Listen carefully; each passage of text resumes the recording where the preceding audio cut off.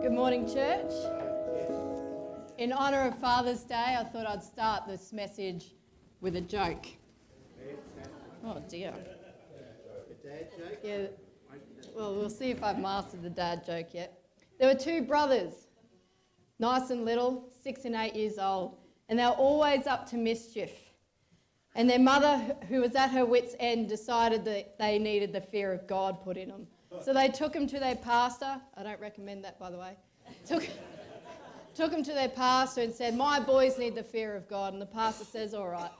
And he decided to take them into his office one by one. And he starts with the littlest one. And he says, "Where is God, young man?" And the boy was silent. So he asks again, "Where is God, young man?" And the boy was still frozen. So like a pastor who can't think of anything else to say, he repeats himself, "Where is God, young man?" And the boy got up and he ran out of the room, found his brother and gasped, "God's gone missing and they think we did it." It made me laugh too. I really thought that would be a dud, but I'm glad you laughed. You know, only a child could think they could seriously kidnap God, hey? But there is a serious point to that joke, I think. When God is missing, the wrong fears motivate us. They rush in. Our priorities twist. Our behaviour unravels. And the mum in this joke, I think, was spot on. These two boys needed the fear of God. And it's exactly what was missing in Nehemiah 5 as well. Jerusalem's walls were up and they were strong, but the people inside it were fracturing, exploiting one another. They were sinking into debt and injustice.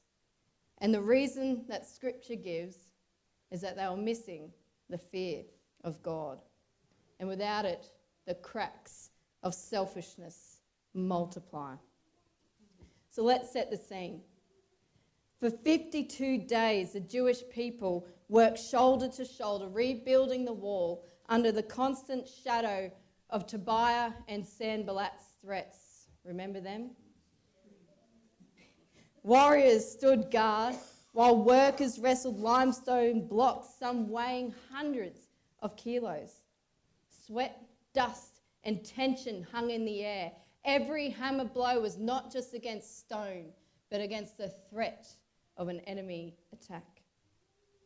Now picture it almost complete. A wall 3 to 5 metres high, circulating an area the size of about Queen's Park, around 2 kilometres in length. Now I've been to the old city of David in Jerusalem. You get an idea of what the stones may have looked like in Nehemiah's day. And it does look kind of small for modern standards of a city. You could walk around it in about half an hour. Yet even a wall that small could protect thousands of people, thousands of homes, food, businesses, weaponry. And inside that city, it would hold about 5,000 to 10,000 people, usually the officials, people who worked in the temple, businessmen, artisans and tradesmen. And the goal of the wall wasn't to impress with size, because sometimes the larger the wall, the harder it was to defend a city. The whole point was for the city to be defensible. Most people still lived outside of the walls, farming the hills, but they would come inside for markets, for worship, for civic business, and also, importantly, for safety in times of attack. A solid wall brought security, immense relief and hope. But a city, it's more than its stones. It's more than what it's built on. The same faith that rebuilt the wall in just 52 days hadn't yet rebuilt their hearts. They were physically more protected, but socially, economically and spiritually, they were still incredibly vulnerable. And Nehemiah 5 exposes why. Without the fear of God, even a strong mission from God, even God's hand upon that mission, huge favour, huge blessing, and even a successful building can't hold a community together. Proverbs 19:23, the fear of the Lord leads to life. Then one rests content, untouched by trouble. But we will see that inside the walls, there was in fact huge trouble. Let's take a closer look. Verse 1 opens. There was a widespread outcry from the people and their wives against the Jewish countrymen. So the situation here was desperate. Famine had struck, families were hungry, poor, and drowning in debt. They had been labouring under that wall, on the wall, under severe economic pressure. The wall was almost complete. The walls were done. They just needed to secure the gates. But they couldn't move forward until this internal crisis had been resolved. And the gates were just as important as the wall itself. Without the gates, this was acting merely as a boundary, not a protective wall. So the city was still vulnerable. Yet the people had reached their breaking point. They were no longer willing to work. Now notice this. It wasn't just the people crying out, or in the Hebrew it emphasises men. It was the men and their wives were crying out.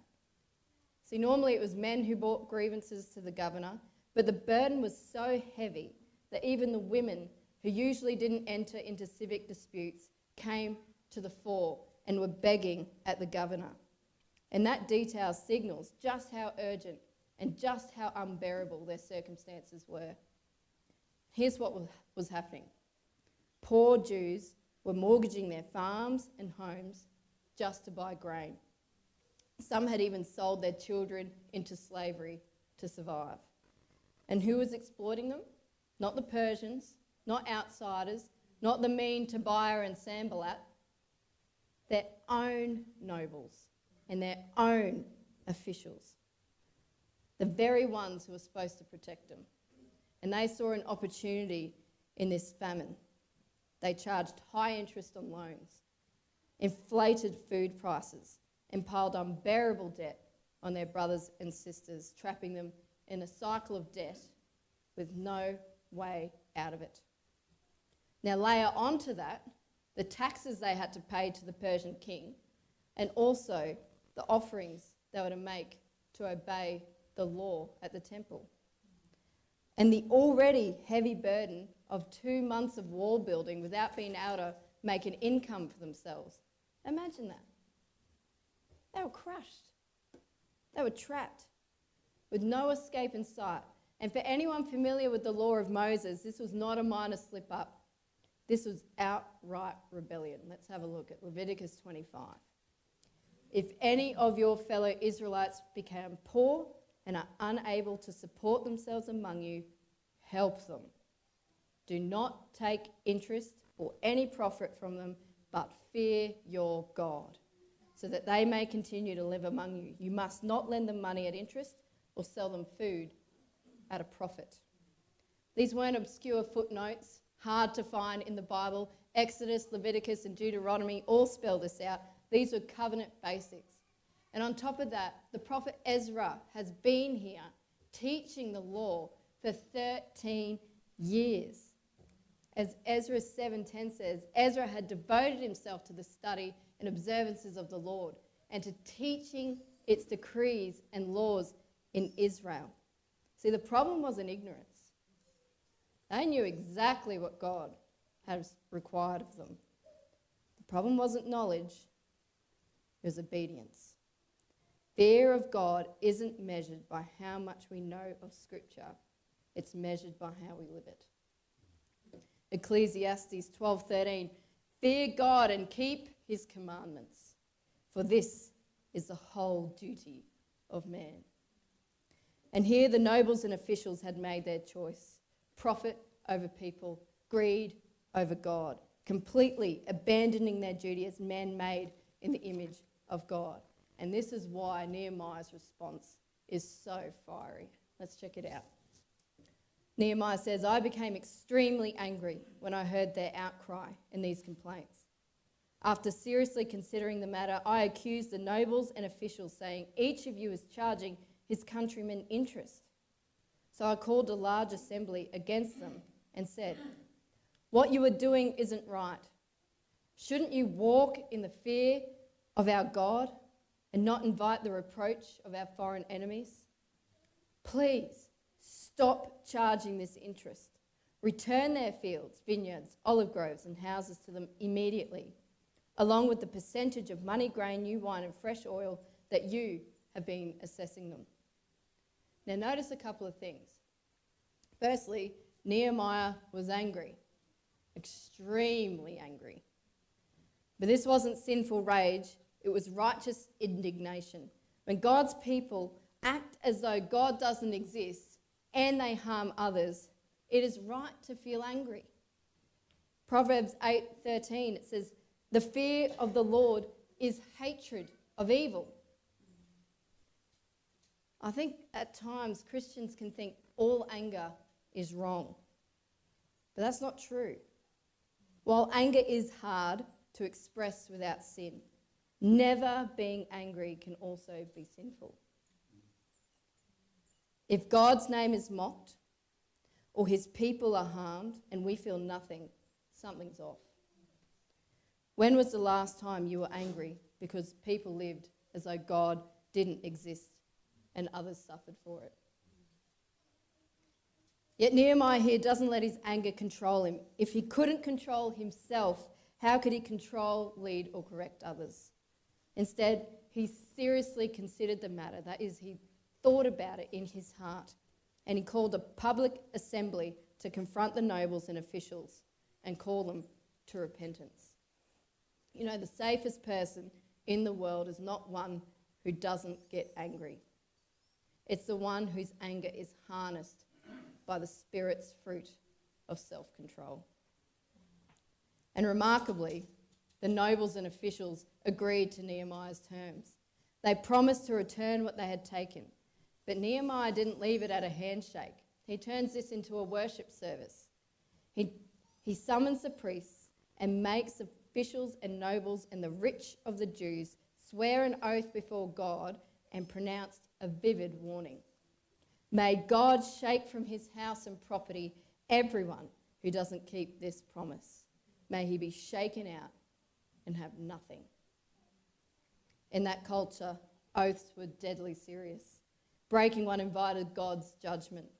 Nehemiah leveraged his authority as governor to enforce the justice that Ezra had been faithfully preaching and teaching for years. In doing so, he restored order and equity among God's people. But here's the critical point. The real issue here was not economics. The poor cried out for grain, but Nehemiah addressed what they truly needed, the fear of God. Because when God is rightly feared, his people live justly, communities stay aligned, and hearts remain humble.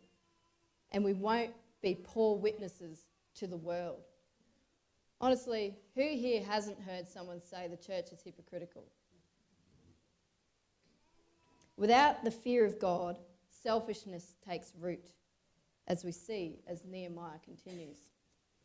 The governors who preceded me had heavily burdened the people, taking from them food and wine, as well as a pound of silver. So their subordinates also oppressed the people. But because of the fear of God, I didn't do this. Instead, I devoted myself to the construction of this wall. Biblical scholar Dr. Warren Wiersbe puts it simply: the fear of God is to seek to glorify him in all that you do. The fear of the Lord keeps God's glory as our focus. And without it, church, sinfulness multiplies. When we don't fear God, we drift towards exploiting others for personal gain. We drift from the mission God has entrusted to us. We start to act as if we are God. And a community full of little gods all trying to pull the world to their own advantage, that's a disaster. But when we do fear the Lord, not in terror of his wrath, but in absolute awe of his worth, we will be amazed at how satisfied we are at being joyfully generous, humble, and mission-focused. Nehemiah continues, There were 150 Jews and officials as well as guests from the surrounding nations at my table every day. And each day, 1 ox, 6 choice sheep, and some fowls were prepared. But I didn't demand the food allotted to the governor because the burden on the people was so heavy. Because of the fear of God, Nehemiah refused to claim the governor's food allowance, recognising the heavy burdens of the people. Instead, out of his own pocket, he fed 150 Jews every day. That list of animals there would be enough to feed 500 people every day. Thousands of dollars worth of food weekly, and he did it for 12 years. That's the fear of God. Now, he was a cupbearer, so he was reasonably wealthy, but that was still ridiculous and extraordinary generosity. It anchored Nehemiah to live differently, to resist self-interest, to choose generosity, to confront sin in others, and to pursue God's mission without compromise. He said, because of the fear of God, I devoted myself to the calling of building the wall. Nehemiah shows fear of God in his leadership, but Christ reveals it perfectly. Jesus' eyes were fixed on the Father's work, his hands so generous that he actually spread them out to the point of laying down his life for others. Every choice he made was fully aligned with God's will, giving God glory in all that he did. That's a life perfectly fearing God. What Nehemiah displayed in part, Christ displays in full. If our church is to thrive, if our hearts, if our hands, and our community are to stay aligned with Christ, we need that same fear of God anchoring us.